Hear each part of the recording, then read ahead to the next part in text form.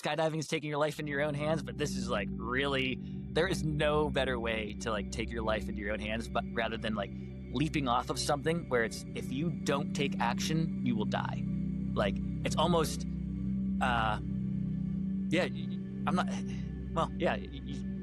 you must take action. You must be present. And if you don't, then that will be the end. Well, and this is something that I think is actually kind of interesting. I try to explain this to a lot of people because the average person, I think, kind of misunderstands adventure athletes. Is that they, in some regards, we do like the adrenaline, right? If we're, some of skydiving, base jumping, stuff like that, you are chasing the adrenaline. But then there's a lot of other stuff where you kind of get into what we refer to as like a flow state, right? I'm so glad you brought that up. Yeah. Yeah. So like, what would be like your explanation, I guess, to people? Because so many people are like, oh, these guys are just a bunch of lunatics. They're just chasing, what's crazier and crazier and crazier. And it's like, we're actually chasing more of this flow state than we are just trying to be reckless. I don't know. What's your take on that?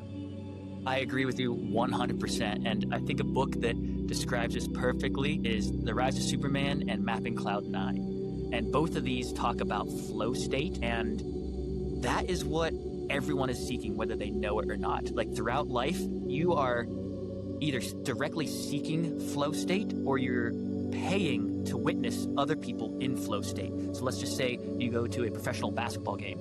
All those players are directly in flow state and you're paying as a spectator to watch them operate in flow state. Or you pay to perspective. Yeah, I never thought of it. I never keep going, but I never thought of it from what you are actually paying for. Okay, yeah. Yes. And so you're paying to spectate it, or let's say you go to a concert and you're amongst all these people. You may know some of them, the rest might be strangers, but you're all like singing the same lyrics to the song and everyone is in like group flow. And like, so, and people know all that like nice experience you have when you go to a concert and everyone's like on the same level. Like that is flow state. Or say like you and I are talking right now, there's no other like distractions. We're like very focused on each other and the conversation. So like we're dropping into flow state just like this. And people want that connection and like with themselves and with other humans. And like that is how I would say defining flow state. And whenever you are standing on the edge of a cliff or the bridge or whatever, and then you leap off, there is nothing else going through your mind other than like the current task at hand, which is like, okay, I'm going to wait 2 seconds and I'm going to deploy my parachute. I'm going to open and I'm going to like turn this way. I'm going to land down there. Like it immediately, it's like a shortcut. It drops you into flow state.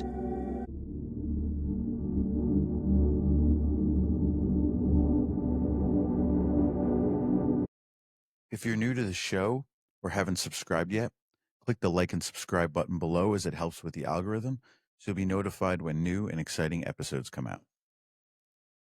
All right. Well, we have Chris Kulish on today. Welcome to the podcast.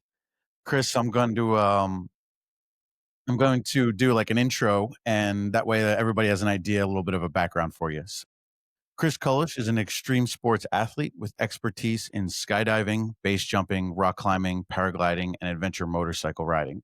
He started out in geotechnical engineering and then switched to working as a roughneck in the oil fields. Chris then went on to build his own construction company. In 2024, he took part in a veterans suicide awareness event known as 22 Jumps, where he was one of 4 sponsored athletes that base jumped the 486-foot tall Perrine Bridge 22 times in one day. Chris qualified and competed in American Ninja Warrior Season 6 in Miami. And in 2020, he was selected to be the Bachelor of Cheyenne on The Bachelor Live. He has a beverage company called Soulfire, which uses Kana, a plant native to South Africa, for its mood-enhancing and stress-relieving properties. So you got a long list there, a lot of accomplishments. And so where'd you start off? Where'd you grow up? And yeah, how'd you end up? What started your journey here? Wow. Well, first off, thanks for having me on here, Andrew. And to answer your question, I guess it all started, I guess my journey of life, I would say, began in 8th grade. I kind of left the nest of home and went away to Milton Hershey School. So the guy that made the chocolate bar, the Hershey chocolate bar, they had a private school. And this is different than any other private school in the world, whereas it's free. And it's actually for disadvantaged socially or financially families, and so you can send your child there, and they give you opportunity. So my parents were divorced, low income, and that's how I got in. And uh, there, I basically woke up in the morning, learned to do chores at 5 a.m. Then you went to school, and you live there full time. And then I also have vocational programs. And while in high school, there, I did the carpentry vocational program, and that kind of got the gears turning for the engineering, which you had mentioned there. And basically went on to engineering after doing carpentry there in high school, and uh, stuck around Pennsylvania. I thought I was going to be there my entire life. I was like, got a good job after college and whatnot. And then I took a trip to the West. And that was a kind of like a bucket list trip with me and my buddy. We went skydiving the first time. We rented BMW GS motorcycles, rode to the Grand Canyon from Phoenix. Like it was like an all time bucket list trip. And Nice. then came back to Pennsylvania, and I was like, dang, like you can learn to skydive and like do it yourself rather than jump out tandem with someone. And there's a drop zone 20 minutes from where I live. Sign me up. And So so that really blasted open the floodgates of adventure. So like before it was like, okay, let's go mountain bike, let's do some cliff diving, all these various things. But then like you go jumping out of airplanes and you meet all these people from all over the world. Suddenly your network is in every state in the United States. It's in other countries. You can go anywhere and experience the world from a different view from above. And instead of just like going up to the beach, you take your rig with you, and then you can like jump out, and then you can go to the beach in the evening. And yeah, and basically to wrap up that very long story, I then, after getting a taste of the West, I was like, you know what? I am not going to stay in Pennsylvania my whole life. I need to move to the West. So I used my carpentry skills and actually built a tiny house on the back of a Ram 4500. It's a truck camper style and has a shower, toilet, running water, fridge, freezer, diesel furnace, the whole 9 yards, and just moved west and picked up an engineering job out here, and basically had access to all the adventure that I really sought after in the mountains and in the desert, and found some really amazing community out here that is extreme sports focused, I would say. And since then, just kind of settled down here in Utah. nice. So what was it? So you come from a regular house, regular, size and stuff like that. I mean, I grew up also not in a wealthy family. And so we weren't in McMansions or anything like that. Like I'm sure some of our East Coast people, but going from even a non-wealthy normal person's house to a tiny house, I mean, tiny house, are you looking at, could be what, 300 square feet, 350 square feet? Oh man, you're you're gonna laugh when you hear this, but 90 square feet. Nice. Okay. Literally, you know, like the truck campers that slide in the bed with like the wheel wells of like a pickup truck, and it's a cab over. So that is the style that I built, but it's all like kind of wood and metal construction and fully insulated, which is the reason of building that. But basically, you have like a path as you walk in, then you have like a booth seating area, and then the bed slides out as like a loft system, and then like the shower is fully kind of in the back half of that, and then it's collapsible. So everything kind of has like a multi-purpose space, and it really felt like there was no compromise. So it's only 90 square feet, which sounds ridiculous, but if you walk in, it feels big, and you could stand up is the key. So it has a full size 36-inch wide steel door that I can wheel my motorcycle up into. But Wait, it, so you put your you motorcycle in it, or is it on the back? Do you have like a mini carriage trailer, like kind of hook kind of thing on the back for it, or is it in the actual camper? well, I actually have an 18-foot enclosed trailer. So whenever I moved west in 2015 and basically like quit my engineering job, I was like, look, I'm going to go find where I want to live and then find a job to suit, which most people move to work. So that was kind of like a leap of faith transition. And I had my truck camper and then an 18-foot enclosed trailer, which had like all the adventure gear, the parachutes, the motorcycle, 520 pounds of free weights, like all the stuff. And so the motorcycle was in there. But then every once in a while, I have these like 10-foot long aluminum ramps that allow you to just wheel the motorcycle up into the camper. So if you just want to go like somewhere super remote, like I drove down to Arizona for the Christmas skydive boogie one time, and I was like, all right, I'm not taking the trailer in the middle of winter, so just loaded that up and unloaded it in the good weather, and uh, yeah, Nice. All right. Well, that's yeah. I mean, I have one of my really good buddies. He's a really good. I mean, he's a really good rock climber all around. I mean, he was doing like or V11s and he was getting up and I think doing like 513A and stuff like that. But holy smokes, him and his girl for their honeymoon, they actually bought like a camper kind of deal, and they spent 4 months just traveling all around like Joshua ooh, Tree and everywhere. And so that's yeah, I mean, and I actually looked for quite a while. I was looking at even what's kind of cool is I think even from a legal standpoint, so long as you're if you have a tiny house and so long as they're on wheels, you don't have to actually pay taxes and stuff. ah, Like if it's taxes actually on what? if it so like if you build a tiny house, right? But it's not on any movable thing, you Oh, still gotta pay taxes. property taxes, you mean? Yeah, yeah, yeah, exactly. But Oh if yes, but if you put like wheels on it, then then it can't be taxed. But yeah, so that's awesome. And the cool thing is like I think more and more people, I think the younger generation is really kind of they have a bit more of this adventure and less of that old like keeping up with the Joneses. I need to just have the bigger house and all that. And so you kind of realize, especially when you're somebody who loves being outdoors and doing stuff and whatnot, like hmm, really you don't really need to sit inside all day long. And so you really just kind of need a place to cook up some food.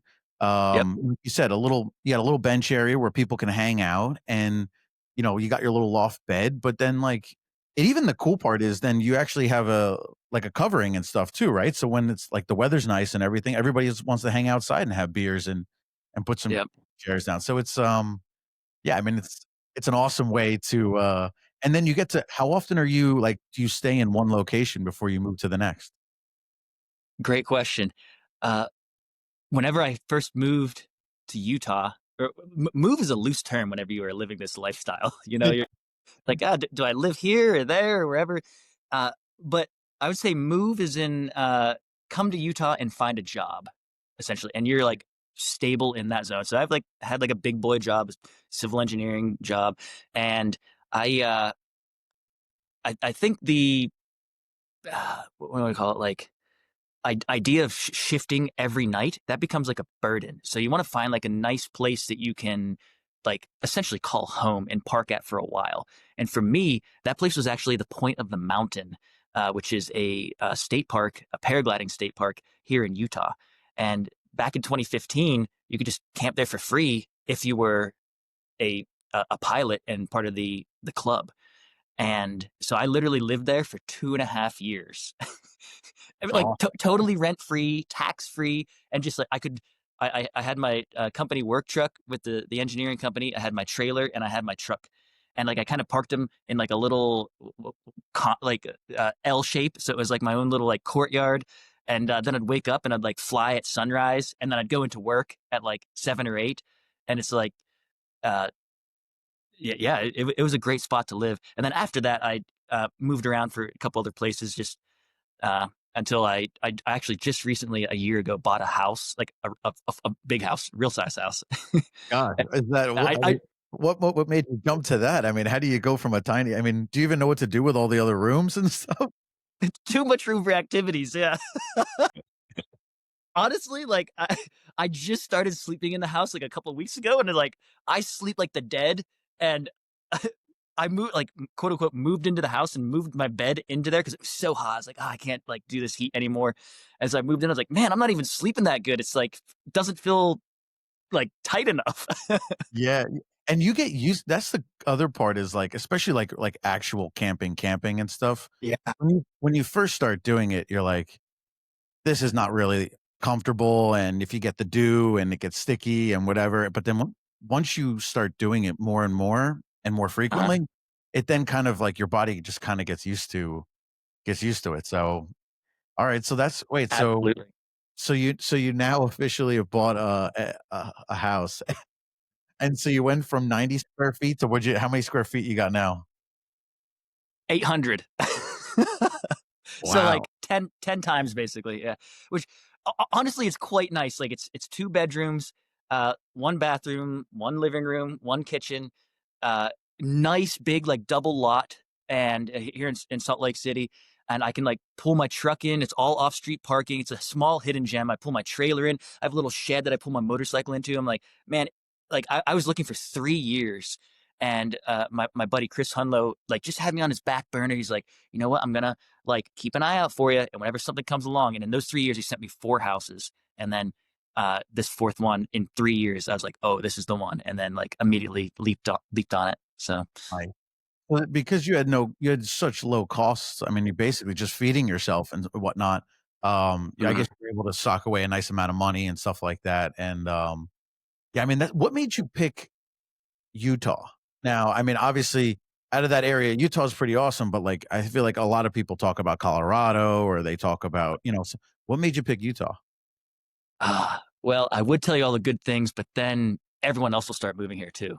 That that that is true. No,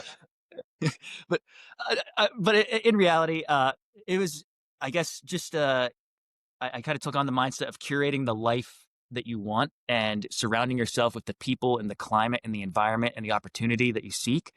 And I traveled around to Idaho, to Colorado, California a little bit, Wyoming, and it just seemed like Salt Lake City was such a good hub.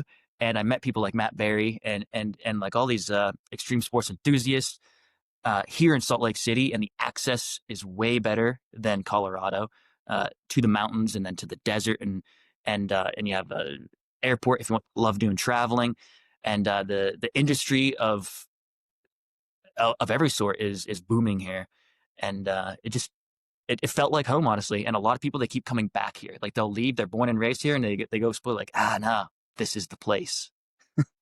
Yeah, and I feel like we did, I guess Utah is just really it is diverse because when you think of it, you kinda think of Southern Utah, and you think of Moab, and you think of Zion, and you think of just kinda the desert, but then it is a bit different when you're up in Salt Lake City and Park City and all that, and, Hmm. um, you got the desert, and then you've also got for the mountains and everything for going snowboarding and skiing Yeah.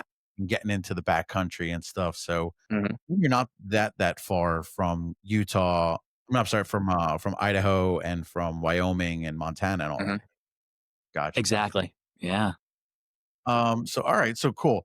So then so what made you end up going out, and what was your experience in the oil fields? I mean, was that just like I hear a lot of these guys, it's one of those where you can get paid real well, and it's hard ass work, but you can get paid real well, and it's kind of got like a on off. What made you end up jumping out to doing that? That's exactly that last phrase you said, on off. That is kind of the work life balance I was seeking.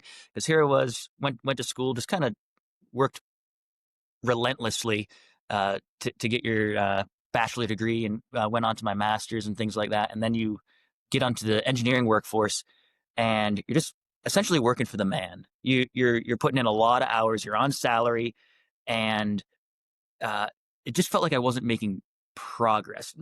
Like, and I guess uh, worked enough to get my professional engineer license, and then they kind of started funneling me to the desk, and I was like, ooh, no, I don't want to just sit here and stamp plans. So quit that and got into oil field because I wanted to better maximize the on off time, where it's like, you know what, you just work really hard and then you play even harder. And something with fireman's hours, or say that oil field hitch style of workload, that was really appealing to me because I worked 28 days on, and then you had 14 days off, and you had a whole bunch of money in your hand, and you had time. And that's kind of what a lot of people seek, including myself. It's like you want time and money, because normally you only have one or the other. But oilfield gave me that opportunity to have both. Now, did you stay I know a lot of the guys one of the I'm a big sailor and stuff like that, and one of the guys I follow this started this show called La Vagabond.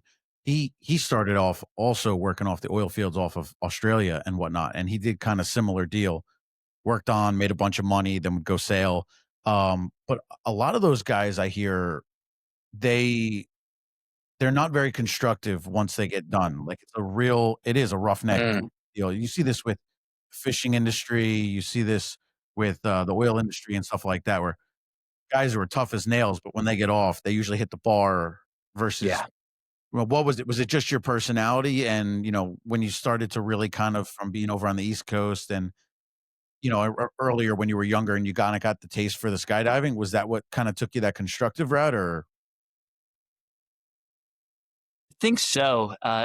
I like to say that I was kind of raised by my grandparents way back in the day, from the greatest generation. My grandpa was a coal miner, so always had that like really like grinding, work hard work ethic, and so uh, combine that with the taste of skydiving, and it's like, all right, we're just gonna grind out 28 days, or like 14 days, 14 nights, and 14 days off, and then uh, it's like, man, the world is your oyster. And so the very first 14 days I had off, I yeah, finally, like, for the first time in my life, this is after working for like engineering companies for like 7, 8 years and school and all these things. The first time in my life, I had 2 weeks where I had to be nowhere and I had money in my hand that I could like go anywhere.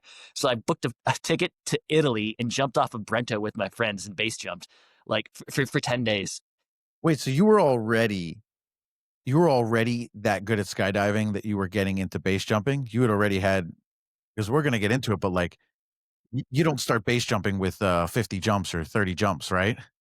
Right, right. Yeah, you definitely need some, parachuting experience so you don't make, like, terrible errors under canopy, because that's where most people get hurt or killed. You hook yourself into the ground, with just low experience flying non-rigid wings.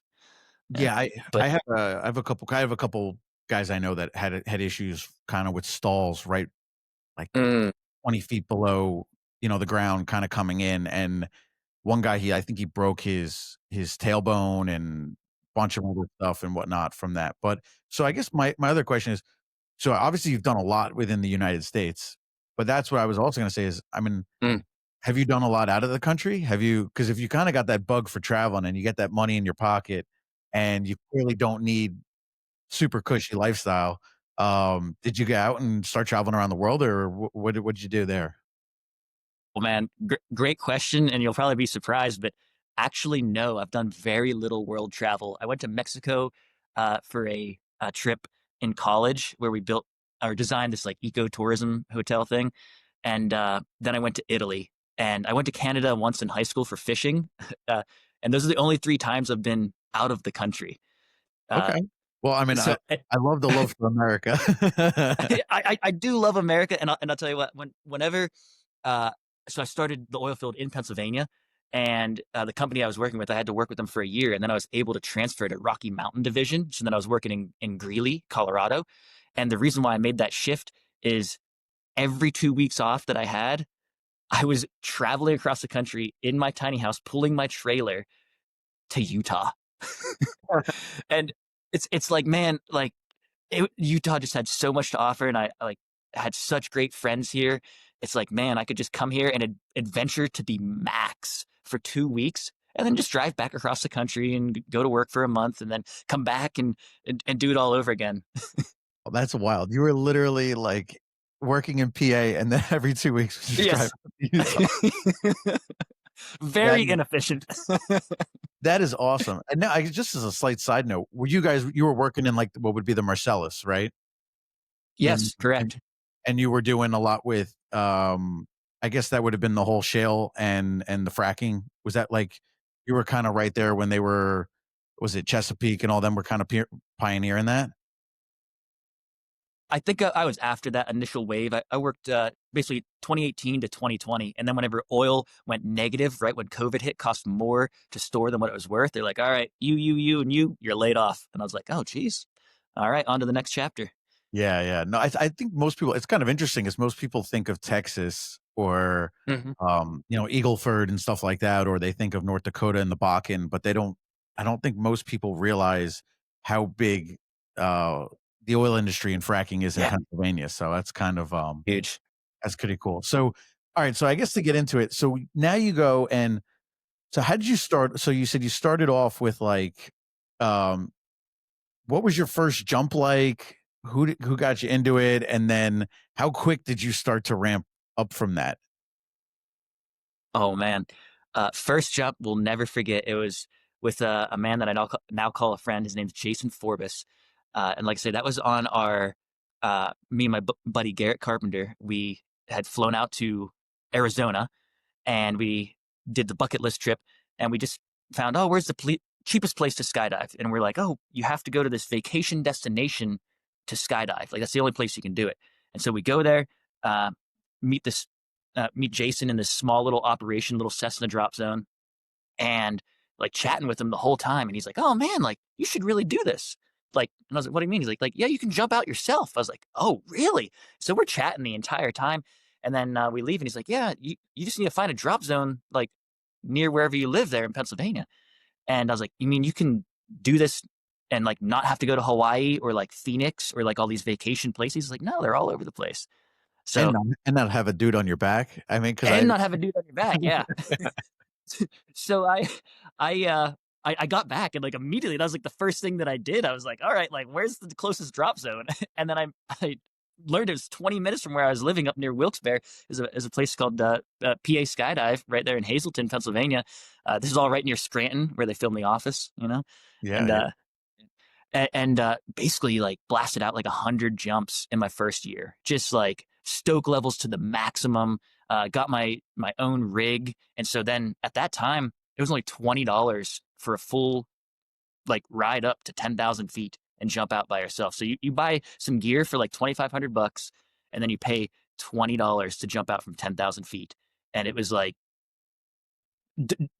maybe that kind of started shifting me away from like the bar scene that you're in whenever a lot of people are in when you're in college and that like, oh, I'm gonna go out and spend like 40 bucks on beers with my friends and that. But it's like, oh man, I could just go and like jump out of an airplane twice for 40 bucks and like have the time of my life, do some extreme hand holding, you know? Yeah, I mean, it almost kind of this is we'll end up talking about it, like, when we end up talking about your drink and stuff like that in a little bit is, um, just I mean, I always find it like everybody or most people, a lot of want to have that dopamine or that adrenaline rush. But if you do it in the sports that we do, you basically can get that, and you can get it in a healthy fashion. I mean, now some people Yes. go over, but you can largely get it in a healthy fashion as opposed to going down the hard drug route. You know what I mean? Which I mean has all those people end up, on the streets and homeless and whatever. And then, you got guys like you who are killing it. So, but now your first jump though, like most people, you weren't nervous. You weren't like, did you ride roller coasters growing up, or because it has a different feeling though. Because like everybody I talk to, they're like, oh, is it like a roller coaster? And I'm like, it actually isn't. You actually feel more like you're floating than you feel like your stomach and is above your head, right? uh have you jumped much? Not a ton, but I've jumped a couple times. Yeah. Nice. Yeah, I think you describe it spot on. It is more of like a floating sensation, and like you're kind of piloting your body with the airflow. And I would, I'd recommend most people go and try skydiving, but I'd definitely recommend, without a doubt, uh, that you go to a wind tunnel, which they're kind of also all over the country, and you can achieve that like floating, flying sensation just by being in a wind tunnel. But And I will say that when I did, so you get that floating sensation, right? And I also scuba dive, which is one of the other yes. ways that you can get this weightlessness kind of feeling. But like, isn't I guess from a technical standpoint, is the reason why you don't end up getting that like loss of your stomach feeling, is that because you're already moving close to terminal velocity?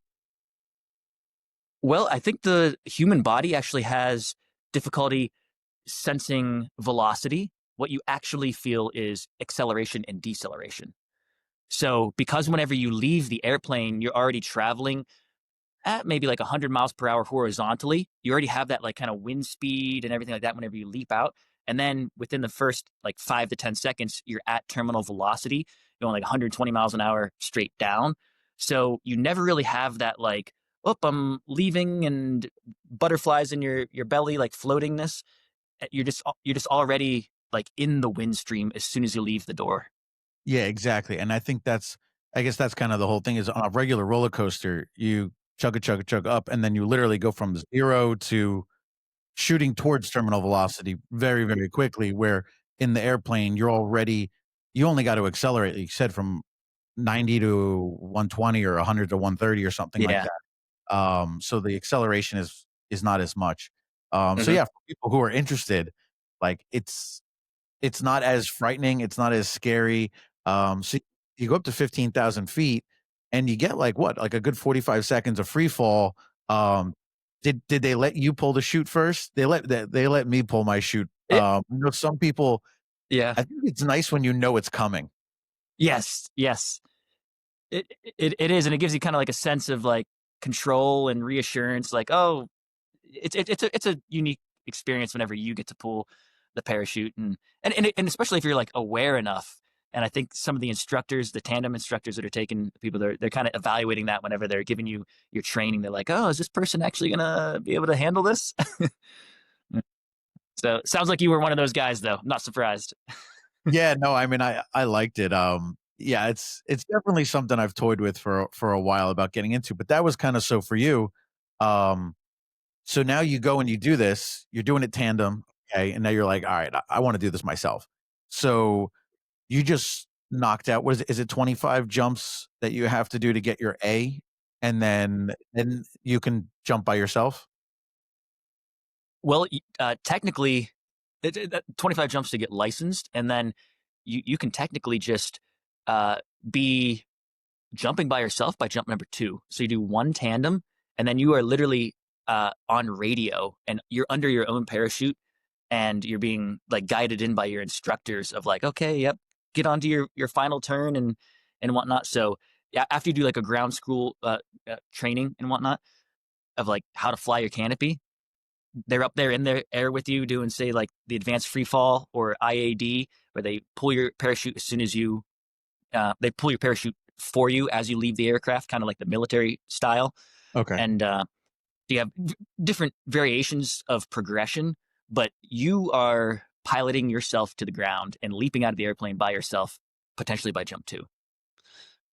So now that seems to me a little because, like, obviously, like, if they're not attached to you, what if you get what if you get an entanglement and you actually had to cut away? What if, um or even like we were kinda touching on is what about coming in for the landing and you stall, by the second time? I mean, I thought you got more of it. Wow, they really kinda throw you into it.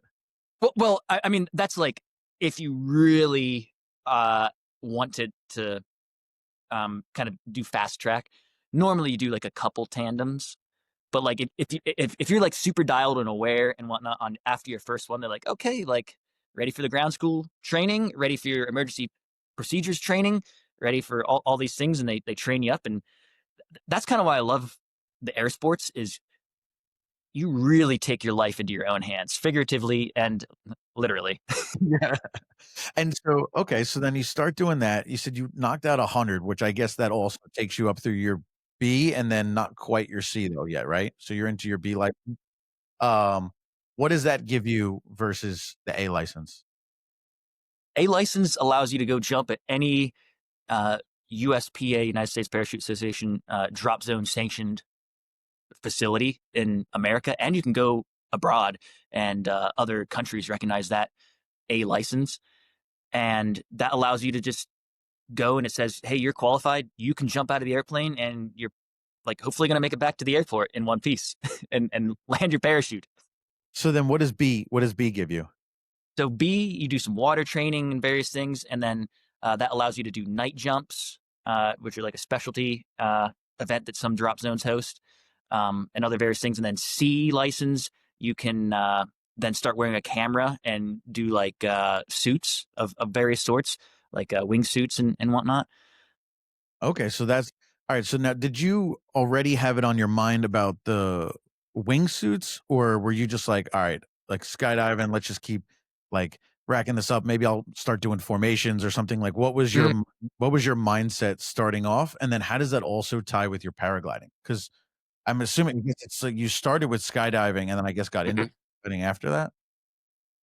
Yes, and I think that was partially just due to location at the time. So started skydiving in Pennsylvania in 2012, and then moved to Utah in 2015, and uh, I had paramotored a little bit in Pennsylvania after very very briefly, but it's like having a dirt bike on your back. It's very loud, and you're just like, and it's very cool because you go fly like the cornfields and fly up to mountains and stuff, and it is amazing experiencing human flight like that.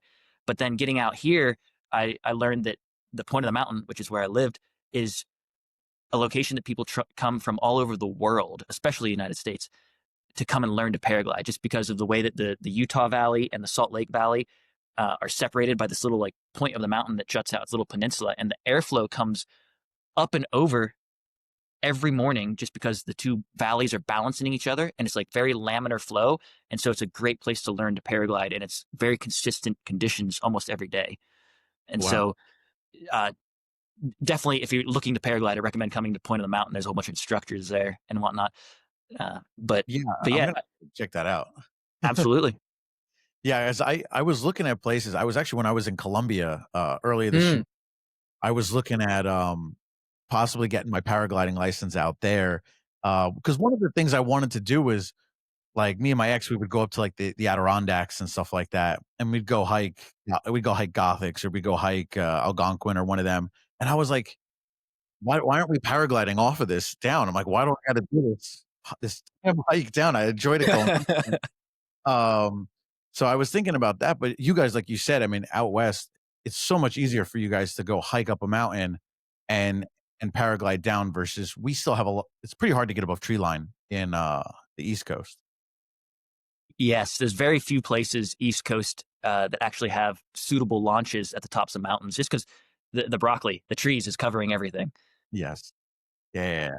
Okay, so then all right, so now you do 100 of them, you're really stoked, you're knocking them out in the morning, then you go to work and all that. Um, so then how many in do you before you start actually, like, base jumping? Another good question. A little, what do you want to call it? Outside the norm. So I started jumping, uh, base jumping in 2013. So 1 year in, and at the time I only had 76 skydives. Wow, so, okay. so that was kind of in the what do I call it, like the days where they weren't like super strict on that, and it was just like my buddy Jason, he kind of vouched for me. He's like, oh yeah, this guy's like pretty dialed, and I had spoke with the instructor that I went to Twin Falls for with Snake River Base Academy, and Tom there kind of took me under his wing and gave me the instruction on like first jump course. But it definitely showed. Like I made some errors under canopy. Like I didn't injure myself, but he's like uh, very harsh with his critique, which I appreciated. But he's like, oh yeah, like you should not have turned like this. You should have turned like that. He's like, but that you just don't have the experience. And now I look back and I see that. So I would in fact recommend you getting like 200 and then starting to base jump. Gotcha, gotcha. Yeah, I mean, Yeah. because the big thing with the base jumping is for all of it, you really don't have is there any of them even, I guess the famous one is in New River Gorge, right? And that's like 800 and something feet, but, like, you really don't have time to pull a reserve, right? It's Exactly. Yeah. There are no reserves. It's a single parachute system, and you kind of got one shot. That's like to me the like skydiving is taking your life into your own hands, but this is like really there is no better way to like take your life into your own hands, but rather than like leaping off of something where it's if you don't take action, you will die. Like it's almost uh yeah, I'm not well, yeah, you must take action. You must be present, and if you don't, then that will be the end. well, and this is something that I think is actually kind of interesting. I try to explain this to a lot of people because I don't the average person, I think, kind of misunderstands, adventure athletes, is Mhm. that they in some regards, we do like the adrenaline, right? If we're, some of skydiving, base jumping, stuff like that, you are chasing the adrenaline. But then there's a Mhm. lot of other stuff where you kind of get into what we refer to as like a flow state, right? Oh, I'm so glad you brought that up. Yeah.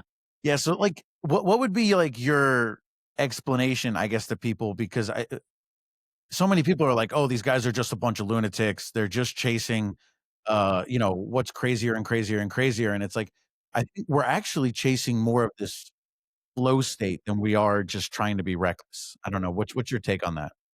I agree with you 100%. And I think a book that describes this perfectly is The Rise of Superman and Mapping Cloud 9. And both of these talk about flow state.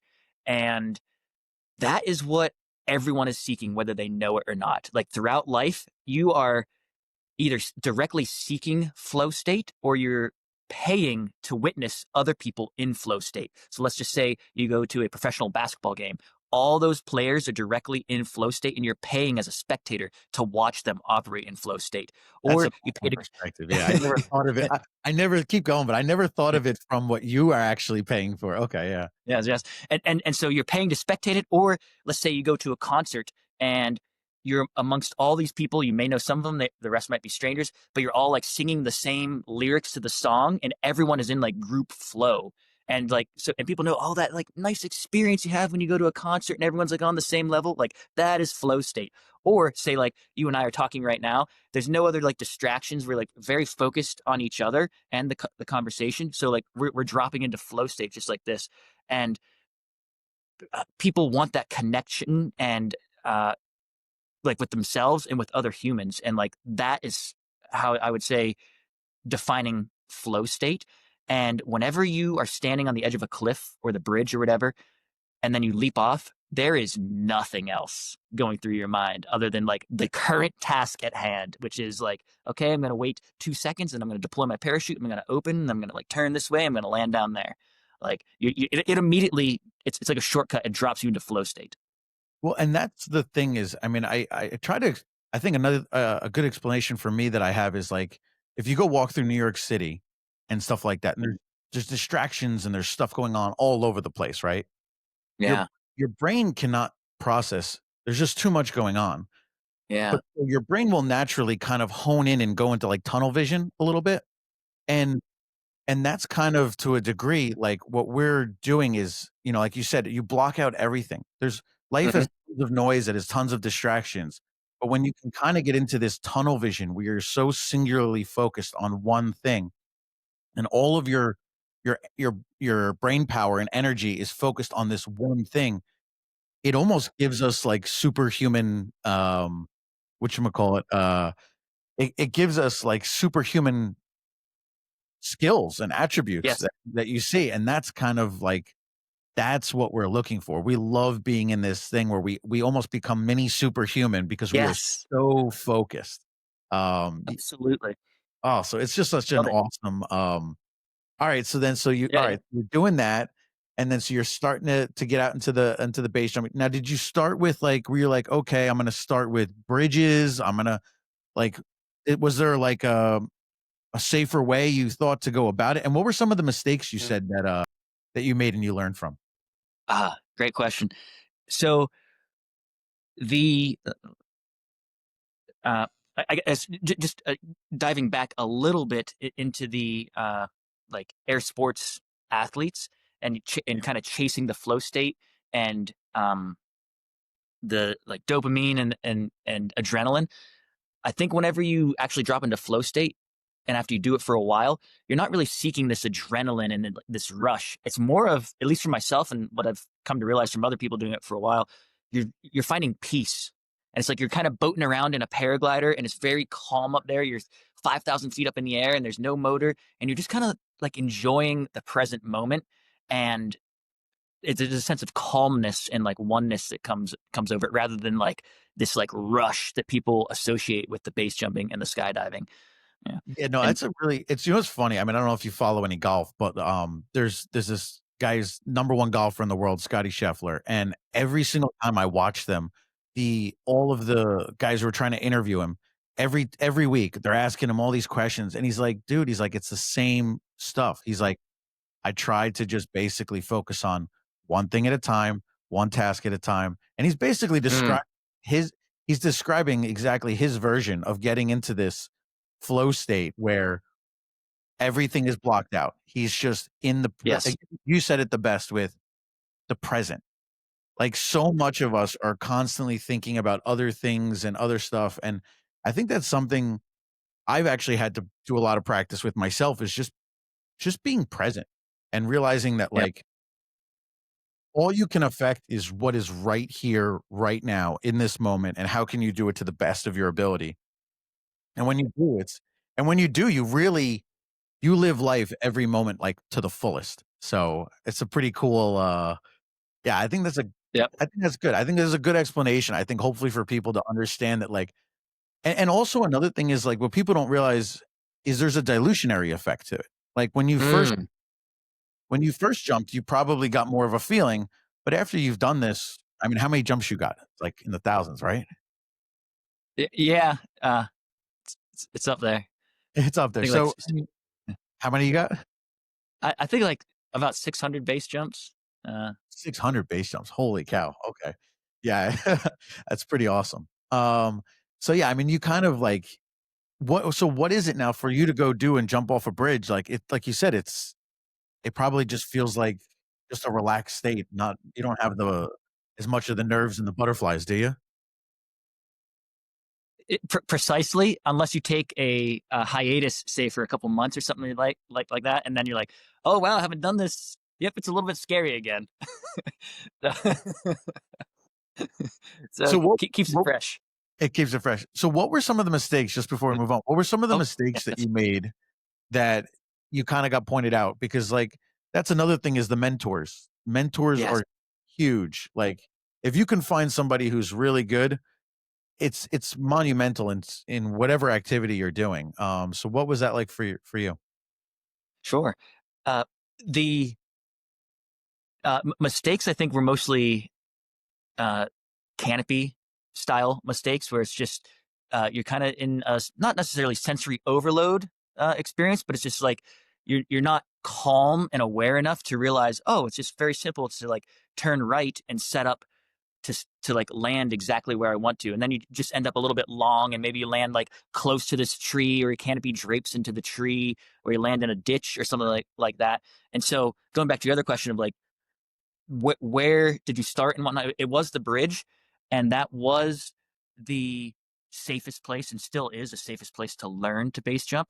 So, uh, whenever you're talking about mistakes and air sports, it all comes down to risk management, and I think that's another misconception of people uh, that don't do air sports, looking at people that do base jumping and speed flying and skydiving. They're like, "Oh, those people are crazy," and it's just I think there's a shift now coming, which um, is getting more and more mainstream. Like, oh yeah, these people are just pilots.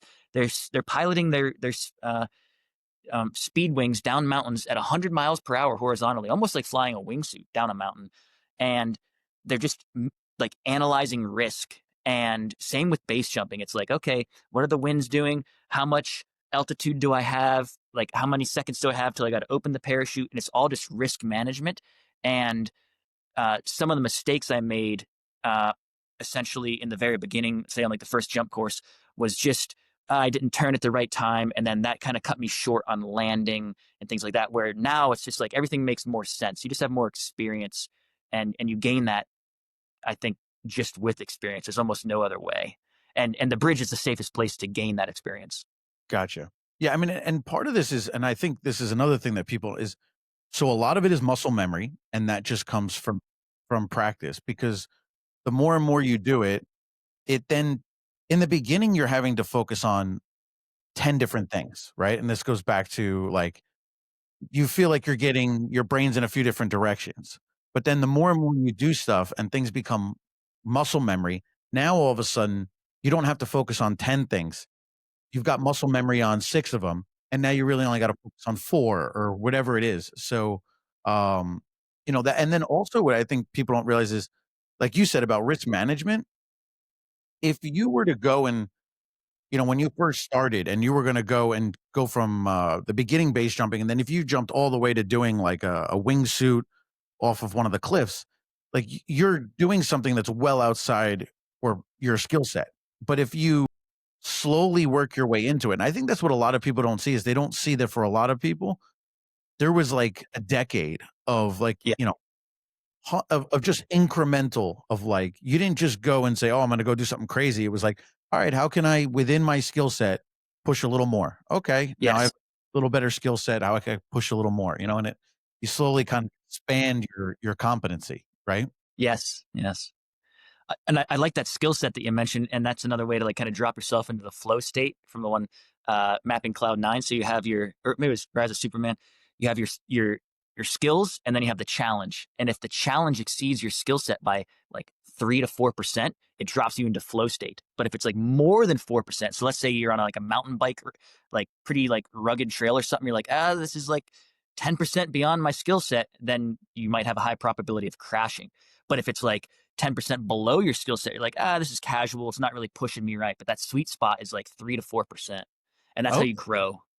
that's super interesting. Okay, I didn't realize that. So because, yeah, once you go past the 3 to 4%, you now are kind of almost kicking in, like, the amygdala and, like, the fight or flight and and too much fear. So some fear, this is another thing that's interesting is Oh, yeah. everybody, all of us have fear. Some fear is good. Some fear keeps Yep. you safe, but too much fear is crippling, and I think you kinda just hit the nail on the head with it. It's somewhere in that 3 to 4% is, like, healthy fear, and Yep. then that's kind of enhancing that flow state, but above that kind of sets in the paranoia and stuff like that, and that's where the bad stuff happens, right? Yeah. Now, what do you also, so this is another thing that a lot of people, they study this stuff is sometimes one thing goes wrong. Mm, Yeah, I think you know where I'm going with this, and so usually absolutely. Yep. usually when there's an issue, what people don't realize is it wasn't one thing that went wrong. It was multiple things that went wrong. And I know that there's a lot of instances where, for instance, like, with climbing like Mount Everest or K2 and Annapurna and stuff like that, there's some of the most successful guys have talked about how they've literally gotten to within 300 feet of the summit and have had to turn around.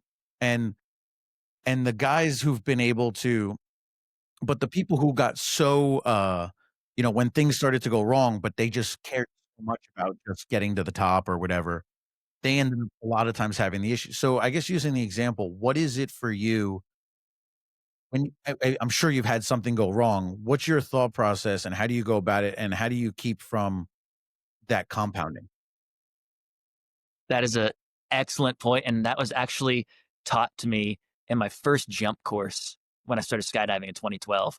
That it's never usually just one thing that goes wrong that like causes you to be paralyzed the rest of your life or something like that.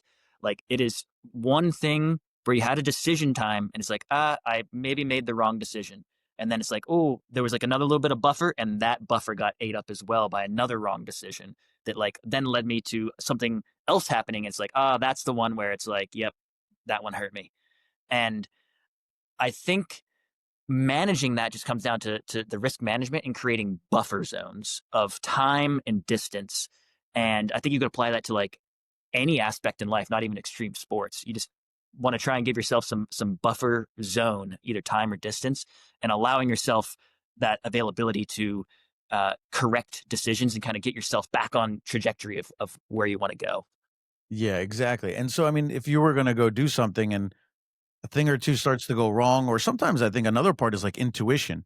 Sometimes you Yes. really have to like, it's kind of amazing. These are some of the interesting parts of like, I feel like, especially with all the technology and all the distractions today, is people really don't get in touch with is some of these inner feelings, and they're talking to you. Mhm. And some of them, if they're Yep. telling you, it just might be the wrong day. Maybe you woke up and you're a little groggy or this, or it could just be the littlest thing, or it could be a big thing. But like sometimes you really got to listen to it. And it's kind of like the whole, if we're snowboarding, we're riding or whatever, and it's like that last run of the day, and you get Yep. up there and you're like, you know, my legs are feeling a little jello-y, a little Yep. this, a Yep. little that. And instead of, having the ego get in the way, you kinda just kinda be like, "All right, you know what? I gotta this one, I'm gonna take it easy." You know what I mean? Yep. Yep. I agree 100%. Yeah. So all right. So okay. So what ended up you ended up getting into doing? So you started with the bridges, Hmm. and then how do you how do you end up, how did you migrate well, and where I guess the bridge one of the bridge things was, you got catapulted off? Yeah, that was at Bridge Day. Oh, geez, 2 years ago. Which was a really cool experience because it takes the kind of that buffer zone away from, okay, I'm leaving the object in a controlled fashion of like maybe head high, or I'm going to do one flip or something like that. So it immediately like throws you into this scenario of like, oh, I don't really know what's going to happen. Maybe I'll do two flips or three or one. And I guess the safety zone in your mind is, well, this is an 800-foot tall bridge. I'm used to jumping a 400-foot tall one. So like, what could go wrong? So, okay, so you're going from the bridges, but now Uh-huh. there's a lot more with going out into the mountains and stuff, right? Well, absolutely. Yeah. So like Bridge Day, that's like a um, legit event. They have everyone there double checking your gear and all these things, and very safe, I would say, which might sound crazy to some people, but a very safe event. And then going out to the mountains, I mean, that's kind of like the equivalent of backcountry skiing, where it's like you are responsible for evaluating all the weather. No one's saying, "Oh, you can't jump now; the winds have picked up," or this or that. And uh, you basically, if you get injured and you're by yourself, no one is maybe coming for you, and the stakes are higher. So you start with bridges. Oh, Yep. so tell us about how so you got catapulted? So what made you what made you wanna do the catapult? Well, I had never done the catapult before, and everyone was raving about it, and they're like, "Oh, it's a great time." I was like, "Oh, okay." And it's a very novel opportunity. I mean, because this Bridge Day only happens once a year, and my buddy Marcus runs it, and he got the catapult, and basically you have 6 hours to jump off of it, and he's like, "You know what? You should just try it because like you only have 6 hours per year." And it was a very novel opportunity. It was awesome. So how many jumps did you get or how many catapults did you get out of 6 hours? Did you get a bunch of them? Oh, just one, and then the rest were just like simple like leaps off of the bridge. So And uh, and is that the Perrine or is that over in the New River Gorge? that's the new river. So you have That's like weird. almost 900 feet of time to deploy your parachute And so rather than 400. when you do that, when you're jumping, like, how do you know I've seen some guys and it looks like they pull it real late, and then some pull it early. What how do you gauge that? And then also I wanted to ask this, isn't it something like you need at least 200 feet for the chute to open? Well, uh, you basically, if you started on a cliff, like the bare minimum, I would say is 200 feet, where you're leaving and the ground is 200 feet below you, and you need kind of that amount of time for the canopy to be extracted and then to like pilot yourself to the ground.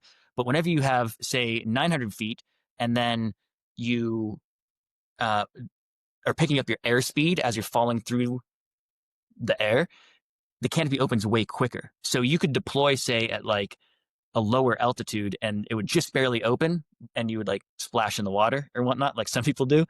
But Wow. yeah, with the airspeed picked up, the canopy is opening quicker. Gotcha. Okay, that makes a lot of sense. Okay, so as you're going faster, canopy opens faster. So for some of those guys, they're actually, I mean, are they pulling a couple 100 feet off the deck? Oh yeah.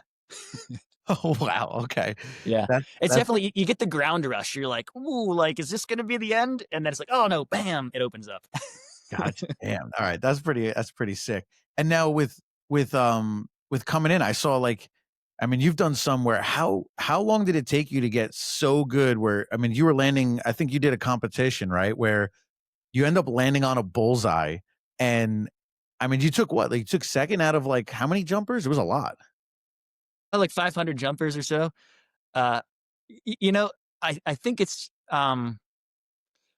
that was actually the first jump out of the catapult. So it was kind of you're kind of thrown for a loop, well, many loops. And then you open your canopy. You're like, oh, I haven't been to the LZ in like a couple of years, but like I can see the bullseye.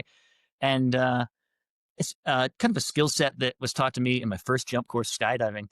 And you just like kind of watch the horizon, and like if the area that you want to land is getting farther away from you versus close to you, uh, you can use that to gauge where you're actually going to land.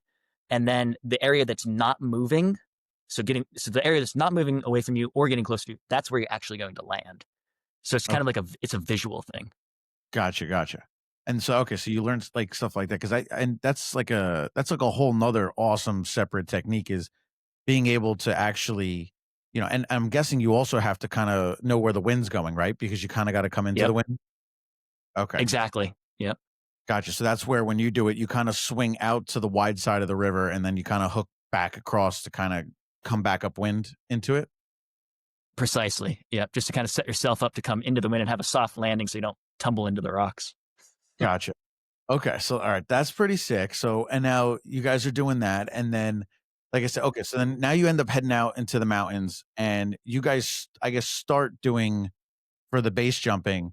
You're starting with just regular base jumping for how many before you end up start getting into the squirrel suit, the wingsuit? Oh man. So the thing with base jumping, there are no rules.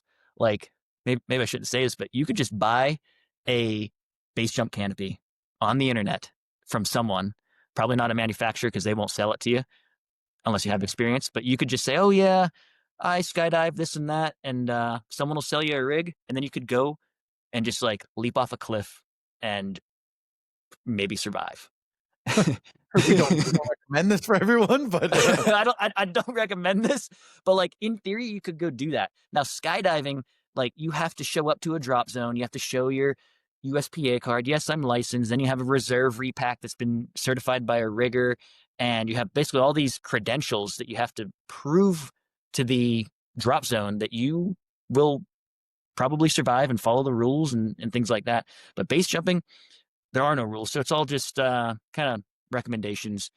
And I don't really know what the recommendation is for like getting into wingsuit base jumping. I just do tracking, which is very similar to wingsuiting. It just doesn't have the arm wings, but to me that's more fun and maybe a little bit more safe because you don't have the range that you do in a wingsuit. Whereas a wingsuit, oh my gosh, the performance that those have is just exponentially growing over the last decade, and so you can just hum it down so close to the point of like you're like scraping your fingernails on the terrain that is just like this mountain slope, and you're terrain flying in these little gutters and whatnot. But the thing is, whenever you do that, you have very little room for error. So let's just say you hit a little pocket of bad wind that's half a mile down the mountain that you're flying that you didn't see or whatnot, and then you like crash into the trees and you're done. well, And that's the famous guy, which I think you're gonna appreciate this one. I feel like everybody for years asked this question I mean, the guy was the legend, was Dean Potter. I mean, that guy he was pioneering so much, um, and I'm guessing that was kind of what you just described, right? They jumped off that, and was it that I mean, I don't what's your thoughts on what ended up actually happening there? I think that's another instance of moths to a flame. You have this objective that you've set, and it's really pushing the limits. You're in that challenge skills balance of maybe it even exceeds it a little bit. But with air sports, I think you need to give yourself a little bit more buffer because you're flying through this fluid air that you can't see. So very similar to your scuba diving, but generally, I think you'd maybe be able to see some water that's turbulent or this or that. But the air, you just don't. It's a bit more of an unknown, and you're drawn to these like achievements and like being uh that in this feeling of success of like, oh, I did this like really epic jump and pushed the limits, and I think maybe in that particular case he just miscalculated. Yeah, I mean, I think this kind of goes back to what we are saying, and I actually had a guy on a couple weeks ago who who was one of the guys who there's a U-boat off of the Jersey coast called the U-869, and these guys were in the diving world. They were doing this on air back in the day, and they were pushing the limits of, what you could do on stuff like that. And I guess, like you said, I mean, there's some of it and he described this. He says it's science, but then or he goes, there's theory and science, and then there's kind of like an in between. And Mm, for yeah. diving, a lot of it has to do with like your physiology could be slightly different today versus it is tomorrow. So you could do the exact same stuff and get bent today, and you might not get it tomorrow on when you're pushing the limits on this stuff. And I guess for Dean, that must have been because that's the thing is you guys, you get these thermals, you get these air pockets, but then you could hit something where basically he could have just lost altitude due Yep. to some kind of like I guess what would you call it? I guess like a It's like a lack of burble or yeah, I anything. guess so. And then I think Jeb Corliss talks about this a bunch where did Mhm. this happen to him on Table Mountain and stuff where he hit, or did he just misjudge it, I think, on that one? I know the video clip you're talking about. I don't know enough of the particulars Gotcha. about that scenario, but all I know is I've kind of at this point told myself don't want to get into wingsuit base jumping because it's too easy to go down the rabbit hole and be like moth to a flame. Like, oh, I could go and chase this dragon. Essentially, people that ice climb, they're like, I'm chasing the ice dragons, and it's this kind of pretty dangerous scenario. And same for this wingsuit base jumping, and that's why I kind of like tracking, where it's like, you know what, you're not pushing the limits to that level because it's you look at a track jump and it's like, yes, I can do this, or no, I can't. There's no like, ooh, if I don't perform, I might not make it. Where it's like a lot of people are wingsuit base jumping in Moab and whatnot now. So you have like starts that are 300 feet and then you fly out of Tullis. And it's like that was unheard of a decade ago. You needed thousands of feet. And now it's like, well, you can do this, but you have to have a super clean exit and you have to start flying within the first like 300 feet. And then you're soaring away from the mountain and flying down the Tullis. But with tracking, you don't have that drive that you do in a wingsuit, and it's like less performance, but you still can pilot your body horizontally, and it's just that moth to a flame mentality I think is eliminated, at least for myself. Gotcha. Okay, so as I was gonna ask is what is the big difference with the tracking? Is it you're shaping your body so that you're kind of getting the performance or you're kind of being able to pull out from the wall, but you're not getting the full, was it like ram air? Like, you're not getting the full kind of more of the flight aspect, but I guess you're saying is that you know yourself well enough where you know that could be too tempting with the wingsuit? Precisely, yeah. So you still gain the horizontal speed of say like over 100 miles an hour. So the one jump I did, it's called the mile long sausage. You literally leap off a cliff and you pilot your body with the tracksuit 1 mile horizontally, Oh, and then you wow. land in a tiny little landing zone. And so you're absolutely cruising along horizontally, but you just don't have the arm wings. You have like leg wings and kind of like little side wings. So the arm wings give you a lot more range where you can kind of hum it down closer and do these like really uh like intense terrain flying scenarios that you see on like maybe YouTube and whatnot, where these wingsuiters are zooming through these look like gutters going down the mountains, and then but at any moment they could just like pop their wings in their arms and like soar out of there. Uh, Yeah, and yeah. Is that what they call precision? Is it precision flying or what do they call it where, oh, close proximity flying or something yeah, like that? proximity flying. That's it. Yeah, Gotcha. yeah. They're like in between the trees Yes, like a almost like a couloir or something. exactly. Yeah, they're zooming down couloirs and like flying through tree gates. Yeah. Yeah, that's pretty and now I've heard is it pretty hard to control it once I guess the big thing is once you put the wings on, is that where it becomes really difficult to learn, or is it still pretty easy, to get the hang of the actual flying it? Mm, I think it's just all progression. You start with a tiny little suit and then you work your way up to a large suit. Otherwise, if you just start with something that's massive and like what all the professionals are flying, then it actually impedes your learning. And I think that'd be very similar to like driving, say, uh, like a race car or something like that. Like you're like you go to a track some track days. So you'd start in something that maybe is kind of like not an ultra fast race car, and then you would then go to like a faster one. Gotcha. All right, so now so you're doing that, you're doing your so you're doing the base jump and you're jumping off that. Any close calls, any scares, anything, any stuff like that? And yeah, any crazy experiences with that, or has it been pretty tame and pretty kosher? I'd say only one real what do you want to call it? Unique and potentially dangerous scenario.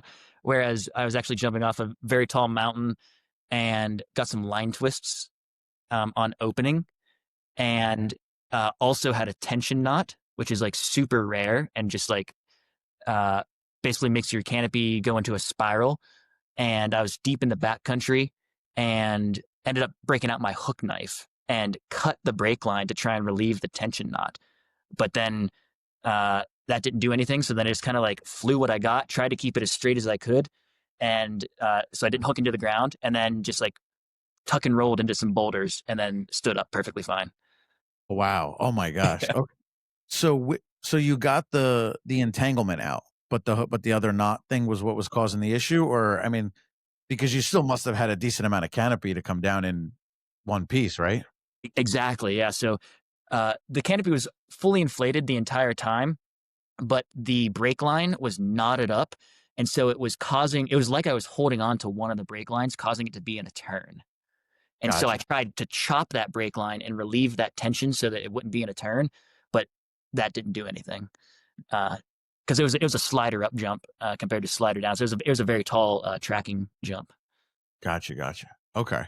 Man, that was one of the things is like, how common is it to get entanglements or to get where the line, and I assume, you're packing all your own packs, right? I Yeah. assume?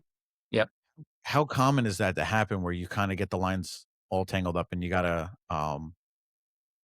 you have an issue with an opening? Well, that was 1 in 600 for me. So Okay, so it's really not that common. no, no. Gotcha. And that was on a base jump and not Yeah, a yeah. wow. That was a base jump, and then knock on wood here. Haven't had any issues skydiving, but I do pack my own parachute uh, every time, and I flat pack it, which is like the olden way. Like everyone pro packs over their shoulder these days, but I flat pack my skydive parachute just from where I learned it at Old Time DZ in Pennsylvania. And honestly, it's kind of like falling into bed every time. Very smooth. Well, sometimes, I mean, if it ain't broke, don't fix it, and sometimes the old simple ways are the best ways to do it, and, pushing all the little technology things. Sometimes it's like, l let it get figured out for a while Yeah. before I adjust to it. That was actually what the guy was talking about before was one of his buddies was pioneering all the rebreathers, and he was like, "I'll let you do some of the testing, first before, before I go experiment with it."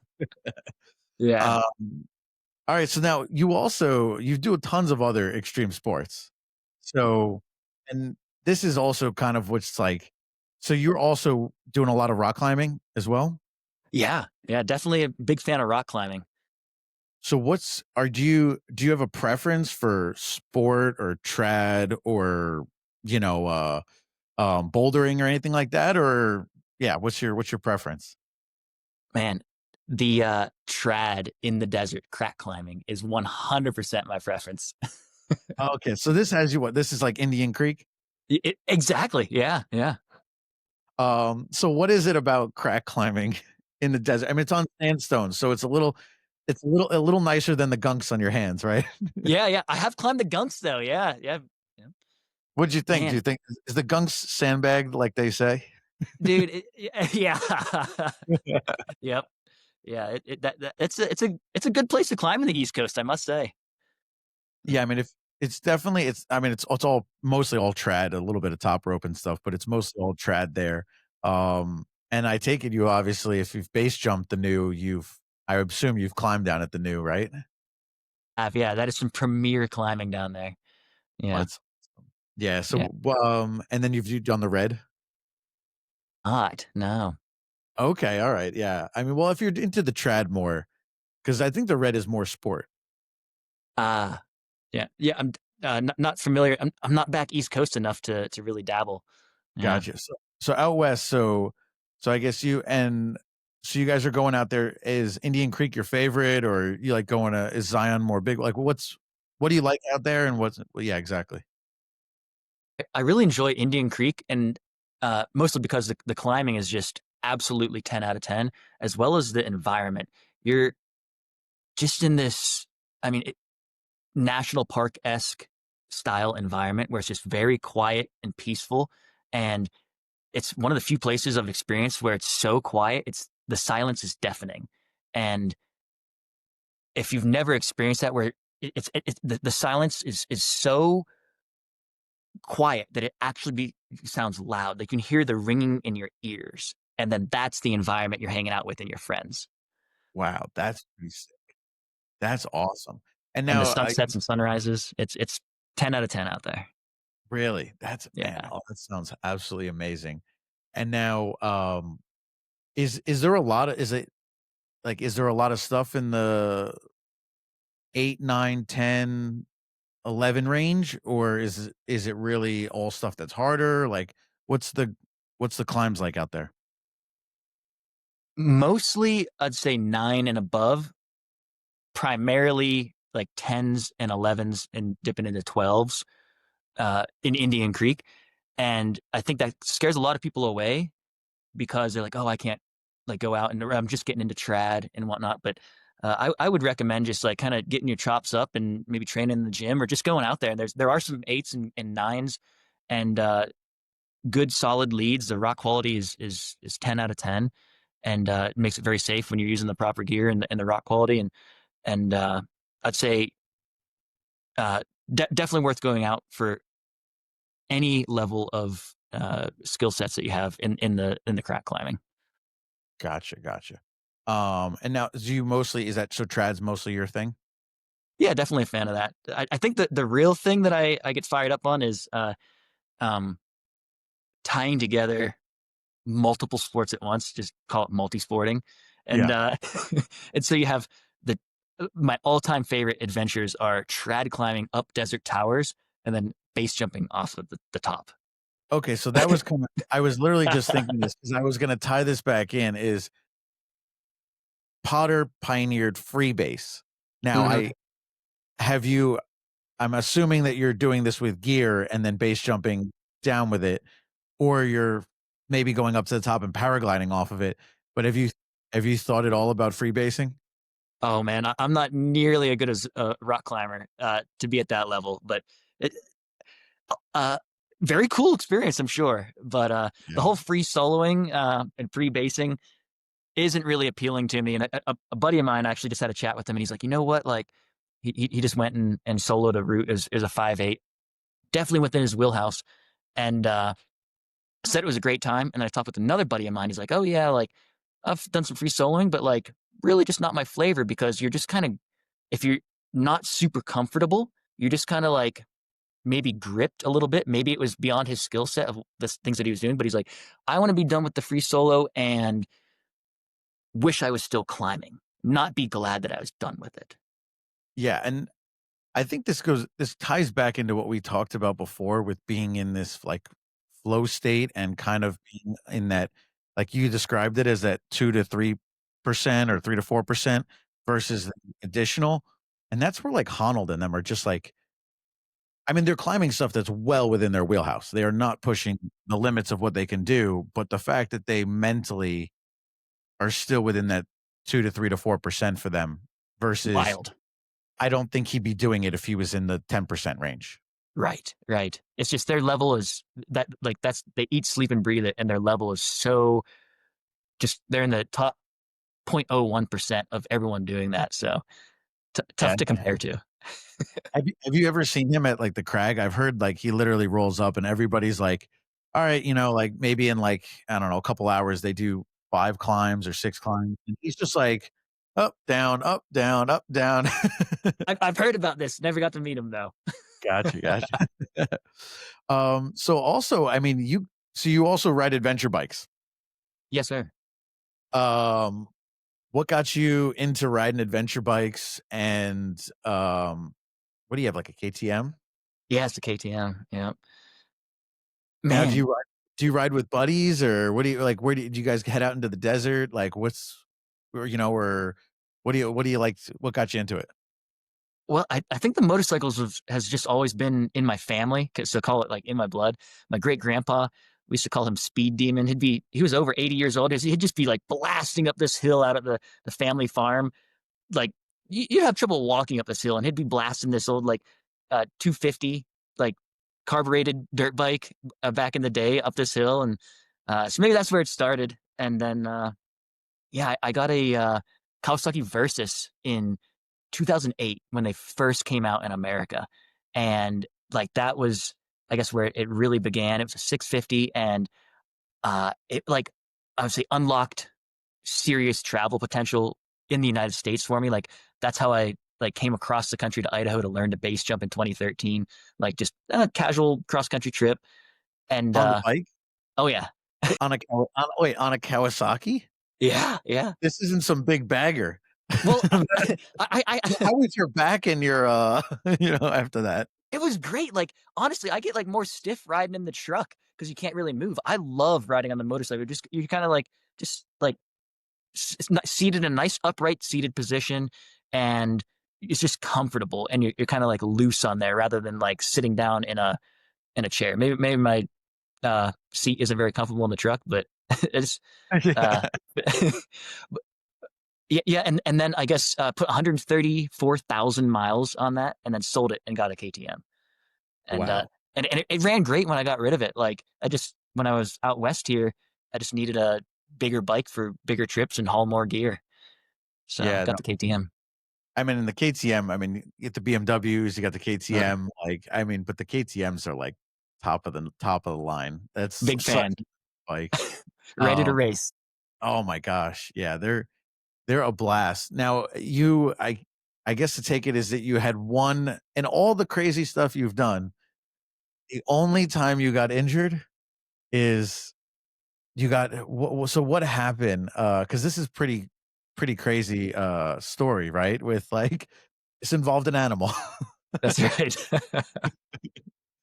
So Yeah. so what happened? How did that end up happening? And what ended up, what happened to you and what happened, what's your story with that? Turning point in um kind of just like life outtake for me, where I'd never been injured before, and the first time like really getting banged up, and it overall gave me appreciation for like not being injured uh, after proper healing. Yes. Yeah.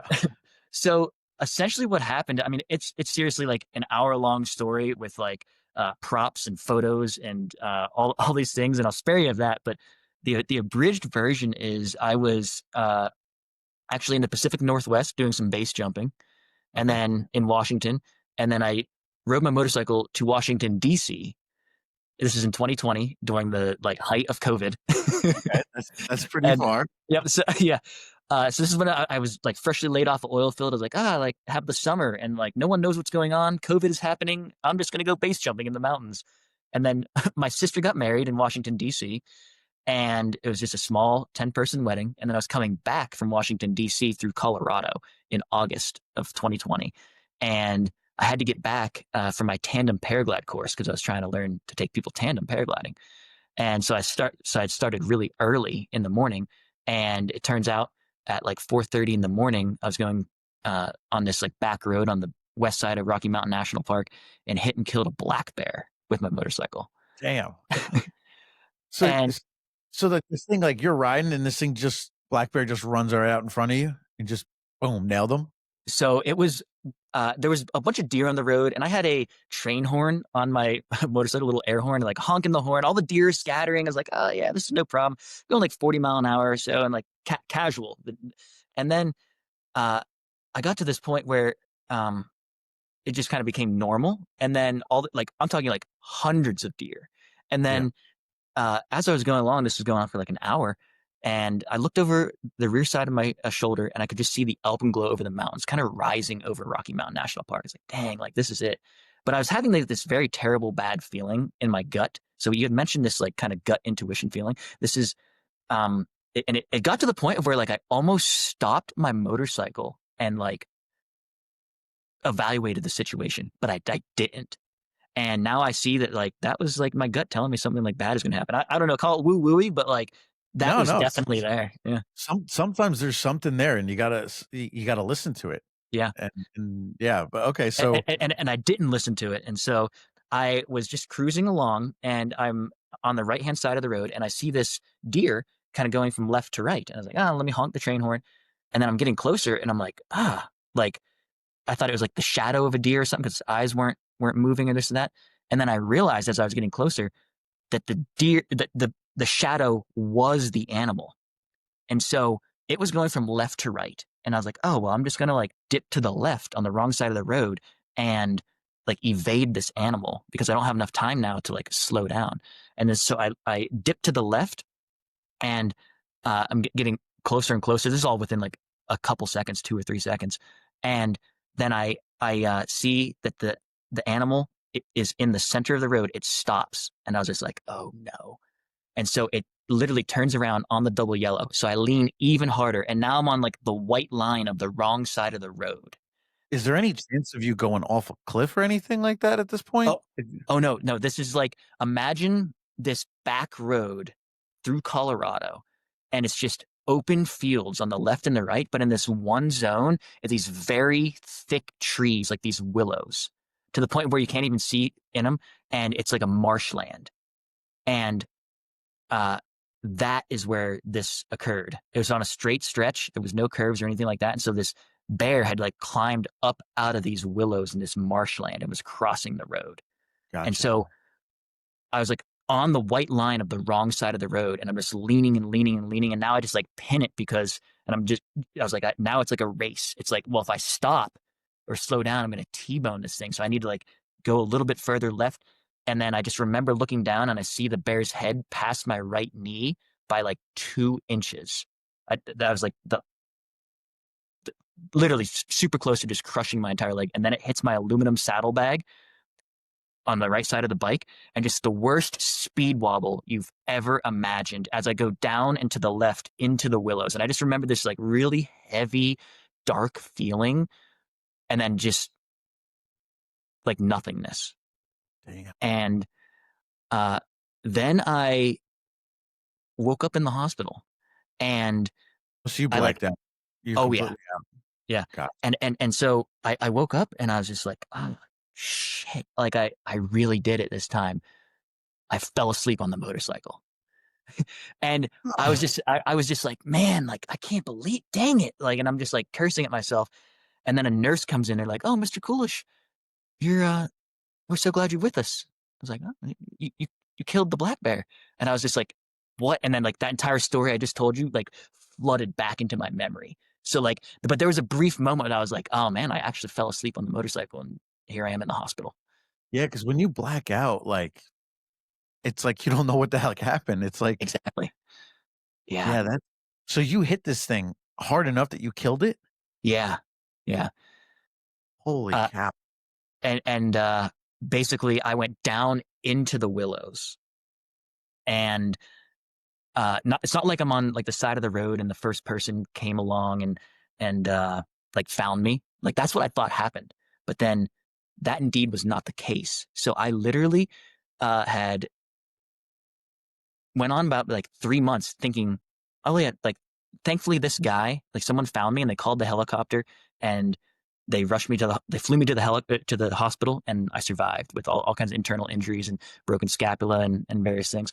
And it turns out I was deep inside these willow trees, and this is like a kind of like a raised area of the road because it's through this marshland. And so no one is looking down into this like low marshland area in these trees that you can't even see through, that are like 1 or 2 inch diameter.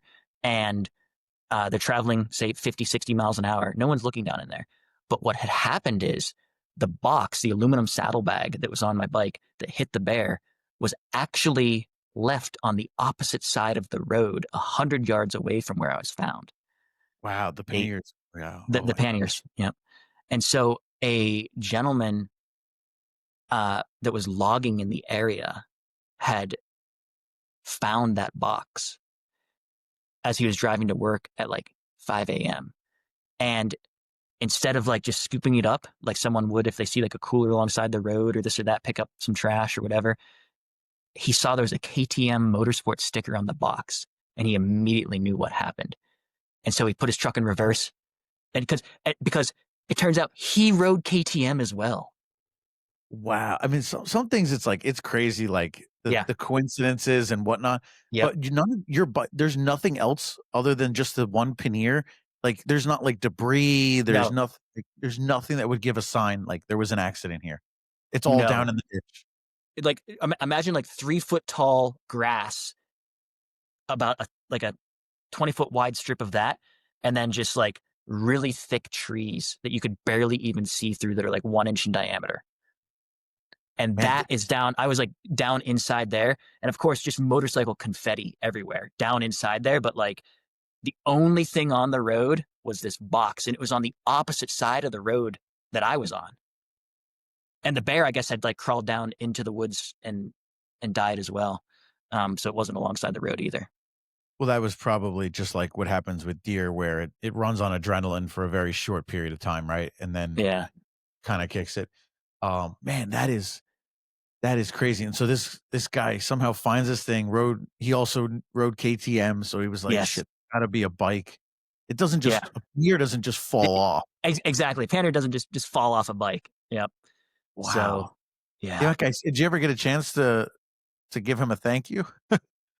So that's what I was saying. I was in the hospital and I asked, after being in the hospital for 2 weeks, I was like, well, I'd like to know who found me so I can write him a thank you letter.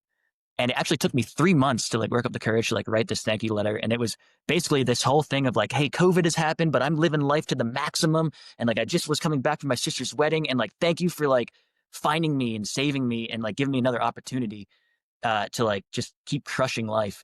And I wrote him that letter like 3 months later, and then he wrote me a letter back. What And did he say? that's when he said, he's like, I'm really glad that you wrote me, Chris, because I wanted to tell you the story of how I found you. And he basically went on to describe of like, and being a KTM owner myself is how like I knew this box doesn't just fall off a bike. Damn, Yeah. wow. That's It was, incredible, man. And you know what? And this is one of those things where like life, man, sometimes, sometimes it works in mysterious ways. And totally. thank God that it worked in that way, in the sense, I mean, obviously it was awful that that happened to you, but the fact that those things came together to where you were able to get to the hospital. And Mhm. so how long did it take you to recover? Yeah, it's funny you mentioned that. It's like, well, look at all these bad things that happened, but like, look at all the things that went right. You know, it's Everybody, kind of how I look at it. Yeah. well, you can look at the glass half full or look at the glass half Yeah. empty. Yep. And Yep. I will say, I mean, you are definitely one of those guys. I love it that like you are glass, not half full, full. Overflowing, man. Let me start ladling a little bit out for you. It's contagious, man. It's contagious, and people wanna be around uh, that, so it's, Appreciate I that. love it. So also, I guess, a couple other things. So, with so what's for snowboarding and stuff like that, Yeah. are you a snowboarder? Are you a skier? And then I think you also kinda I see the split board and stuff. Do you do both? And what's your deal with getting out into, are you freestyle? Are you free ride? What's your deal with the snowboarding? Right on. Yeah. The snowboarding has been, I guess, a passion of mine since middle school, and then was on ski team back in college, and we did basically the not necessarily border cross, but like hit the park and that, and you get judged Yeah. and the jumps and everything like that. But came out to Salt Lake, and then everyone's like, "Oh, you got to learn to ski. Like it's the greatest snow on earth, but like the access is in the backcountry, and you have to be on like skis to be efficient and like keep up with us and this and that." And I was like, "Oh, okay." So I learned, and I was like, "Man, this just like isn't quite as fun." And then I got a split board. I was like, oh, this is the answer. And then I got a hard boot set up for the split board. And so like I'm like blazing up these trails as fast or faster than people on skis and like able to stomp in boot packs and everything like that because I'm running hard boots. And like the performance is better on the uphill and the downhill. I think we will see hard boot setups be the future within the next decade. I'd say at least a third of all snowboarders will be running hard boots because otherwise you're just running a glorified skate shoe. It just breaks down over time and it like just imagine the flex that is in that. Even the stiffest competition boot that they offer, you lose so much performance because you got to like bend the boot and then the binding bends and this and that. And then your board finally moves. But with these hard boots, they have like a little spring in them as well. So you get like that nice, like effect of like a super stiff competition boot, but it's actually a hard boot. You can just sashay through trees and stuff. So like I actually run it on the slopes for downhill, like at ski resorts as well. This Really? hard boot system. Yeah. And now it has enough that, like, if you take a fall, uh, you have some move, you're not gonna end up breaking your legs or your knees. It's got the Precisely. stiffness, but it also has a bit of the give. Exactly. Yeah. So the walk lever that's on the back of ski boots, you basically replace that with a little custom spring system. So you can adjust that spring tension, and then as you kind of move back and forth, the boot flexes, but it retains enough rigidity that you're not just in walk mode. Nice. And so you're using these to get out into the backcountry to ride, like, the freshest powder and everything all up and now when you get out there, are you how long does it take you usually to get out to do a run and stuff like that? If you got these and they're moving pretty quick. Oh man, very efficient. I got some really fun locations in the Cottonwood Canyons here, right in Salt Lake City, and you can be like at your house in the valley and then in the mountains in like 30 minutes and then at the top of like this amazing glorious pow field with I'd say like hour and a half of skinning up to the top. And it's like it's so beautiful and peaceful and serene and you're just having this like really amazing chat with your buddies and uh you could get to the top and like I'd be satisfied and it'd be a very fulfilling day because you've already had this tremendous experience. You're basically in flow state, getting this great exercise going uphill, chatting with your buddies, having talks like we are right now. And then you get to the top, and then you have this untouched plow field with this glorious, greatest snow on earth, and you get to just shred that all the way down. Oh, dude, that is absolutely I gotta bring one of my buddies out because he's been Please talking. do. He's been like, "Oh," he's like, "We gotta go to Japan, we gotta go whatever because he wants to get that powder." And I'm Yeah. like, "If you come out and do this and you go out, like, and you get out there, I mean, you're getting a what? Couple foot and a half of 2 feet of powder, 3 feet of powder, and you're not in Japan, you're you're out in Yep. Utah. Yep. So that is pretty sick. Yeah, no, that's definitely awesome. So you prefer free riding, I take it? Yeah. Yeah. That's definitely that like surfing feeling, that weightlessness that you describe in the diving and whatnot. You get that with the snowboarding, and I think there's like different what do you want to call it consistencies of snow. You have like the cold smoke, you have like all these things, and it's just dependent on like how dense the snow is.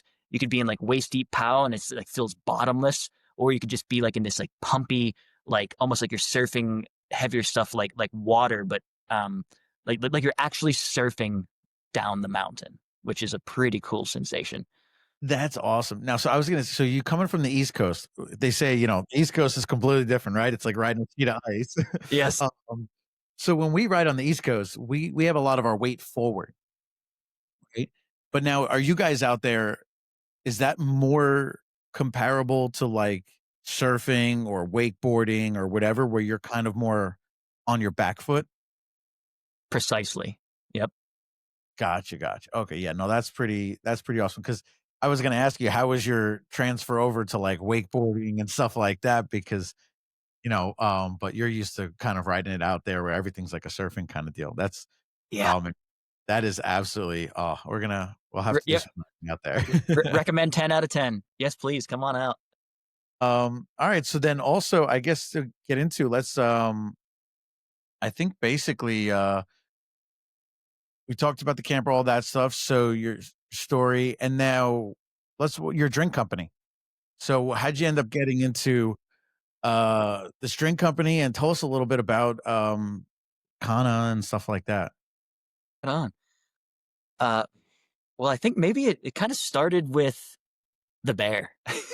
And when I had a lacerated liver, I couldn't drink. Okay. And well, at least it was recommended I not. And Yeah. and so, and so I did not. And it just uh made me feel so much better because say like in college, even like one drink a day or like you're drinking heavy on the weekends, just what a lot of people in our generation did in college and whatnot, it becomes the norm. And you just have this like baseline level of inflammation in your body and like how you feel and how your sleep quality is. And you're like, oh, this is just how life is. And then you like don't drink, say, for like 30 days, or you listen to the Huberman podcast. He's like, oh, yeah, don't ever drink alcohol, this and that. But, Yeah. and you're like, you know what? They're onto something here. Like, I literally feel better now than I did when I was in my 20s. And now I'm like 37. And like, man, if I just would have not drank as much as I did, I wonder how I would feel now, a decade later. But nevertheless, that opened up the doorway to just looking into alcohol alternatives, including these botanicals that I found at Burning Man called Kana. And it's an African succulent, a little flower. And the ancient tribes people used to chew on it. So Kana is slang for chew. And they used to chew on it to give them energy to be better hunters. And Gotcha. so it is now being, I guess, a little bit more mainstream. And I think it's on the cusp of being fully mainstream, where you have these mocktails that are being offered at bars and whatnot. And everyone's looking for this functional beverage because alcohol consumption is down to 54% in America, which is the lowest in recorded history. Uh, and people are still looking for an alternative. They want something with felt effects. They want to feel good. They don't want a hangover the next day. And a lot of people are going like the CBD and THC route and things like that. But what Kana is more of a supplement, and uh, I'd say it's a notch in between. Let's call it like functional mushrooms, say like cordyceps and whatnot, and THC. So like THC, you are going to feel something, and that just for me, that's not what I'm looking for. And uh, functional mushrooms, you need to be taking those for like 100 days to have like noticeable effects to like build up in your system. And there's like this middle ground of this Kana, which gives you felt effects within like 5 minutes and lasts for like 3 hours. And it just gives you the sensation of like increased happiness and joyfulness. And I'm marketing it as Soulfire. And uh, it is basically an alcohol alternative. So people want this sipping beverage, just like liquid death. They want to go out to the bars. They want to have something in their hand that's cool. And they don't want to feel like crap the next day, but they want to be able to socialize. That's so there's a bunch of things to touch on here. So one, I mean, that's the big thing I think with weed versus or marijuana versus alcohol is that alcohol is a much more social, like people want to go out to a bar, they want to talk to a girl, etc. And alcohol is just a more social thing. You don't have to just sit there, okay, let's roll our blunt and sit around and just pass it around and kind of smoke it. Yeah. So I think that's one of the things with alcohol. But the other thing I thought that was really interesting with the Kana is at first when I was like checking it out, I was like, oh, when you think of something that they would chew, like the native tribes, I'm like, oh, is this like khat, which is something that is very it's out in Yemen and stuff like that in the Middle East. They chew on it, but it's an amphetamine. And that was one of the things I thought was really, Mm, really cool about this is it's not an amphetamine.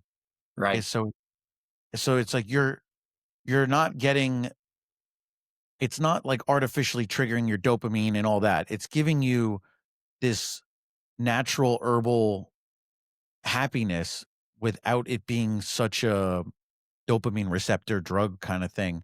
So I thought that was really something kind of cool about the product Hmm. where it's not just one of these more drug, because I've also had the same thing where I'll be honest with you, and I just kind of The alcohol is, and I think a lot more people, I have one of my buddies, every time we go, we wanna, like, go out riding and stuff like that, and we don't really wanna drink too much, or if you drink the IPAs, like, I love the IPAs, but they just destroy my stomach, and Mm, I think a lot of people are having that issue too. So, definitely an alternative to that, and people wanting to have that thing that picks them up, makes them a little bit more social, but at the same time, yeah, they're not getting all messed up off of it, and they yeah. feel good the next day. That's gonna be, I think that's gonna be a pretty good product. Well, I agree too. I mean, I'm all in. Basically, like dumping my entire retirement into this. Like, I believe in this so much. I just want to share it with the world. If I made any money, that would just be like over the top. But like, I just want to provide this and like tell people and offer it to people because I I feel great on it, and uh, I've seen other people have very positive experiences on it, and it's not really inebriating. It's just like subtle uplifting, which is just like kind of like a nudge in the right direction. Like you want to say go out to a social event and like you say talk to this cool guy or this pretty girl, and you just want to lower your social inhibitions a little bit, and you want to be like slightly maybe energized or uplifted, just so you feel like your best self. And this does that. Where alcohol, I think, is like uh, maybe a dissociative per se, like it like detracts your true self from like the present, and this I'd say recenters you more. Yeah, that's definitely, I think the big thing is, like, too people are messing with our chemical levels, and whether it's alcohol's a depressant, or then they're like, "Oh, I gotta go take, Xanax, or I gotta take this or that." It's like, this seems like it actually, like you said, it energizes you, it makes you feel more like you're on your A game, but Yes, it's not messing with all the chemicals in your head and all that stuff. I wonder also, like, we were talking about this a little bit, was, with the ketamine and the stuff like that that is being used. I have a buddy who, he's an instructor for, like, the Green Berets and whatnot, and he's told me that ketamine has actually had, like, a really positive effect in the, um, in the military community and stuff like that, and this sounds like something that hopefully, if it as it gets out there, that maybe some of these military guys, I wonder if that would have a positive effect on them.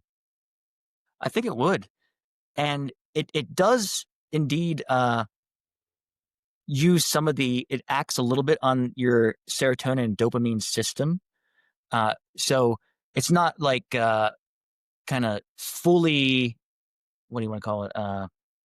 Like taking charge of those systems like a SSRI would, or like hardcore illegal drugs would, but it just gently boosts that, just like you can take supplements that like boost your dopamine levels and whatnot. So it's kind of on that level. And so I think something uh, I'd say ketamine is like a few notches above what something like this supplement Kana has to offer. Like ketamine, I'd say has like direct effects. Like you go to a clinic or something, it's like, oh yeah, I feel something. I have had an experience or something like that. This is like, do I feel anything? I definitely feel better, but like, yeah, like it's subtle. But that's what it kind of ties into everything we've talked about, is sometimes it's nice to subtly move into something versus Indeed. just going from 0 to 100. So, Yeah.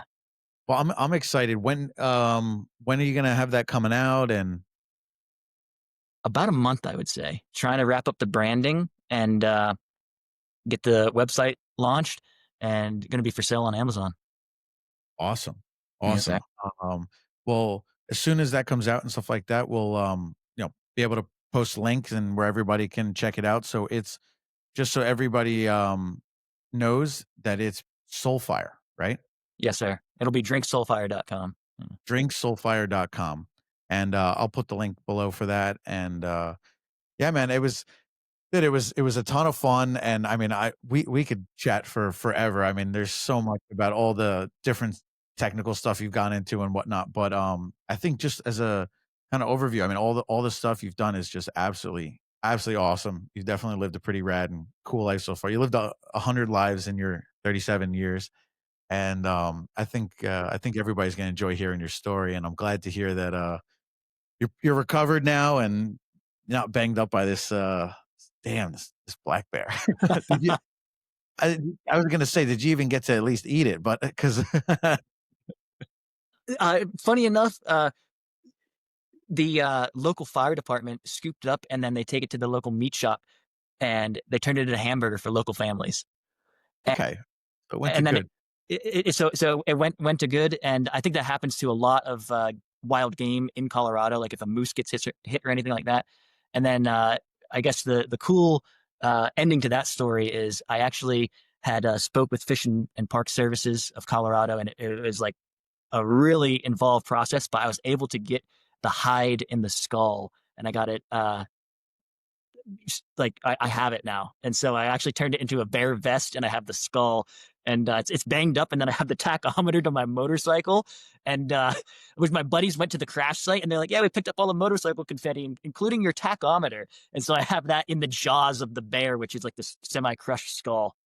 That's awesome. Are you gonna, like, hang that up on, like, your wall, kinda like if people got, like, an elk kill, they're gonna have a bear with a tachometer.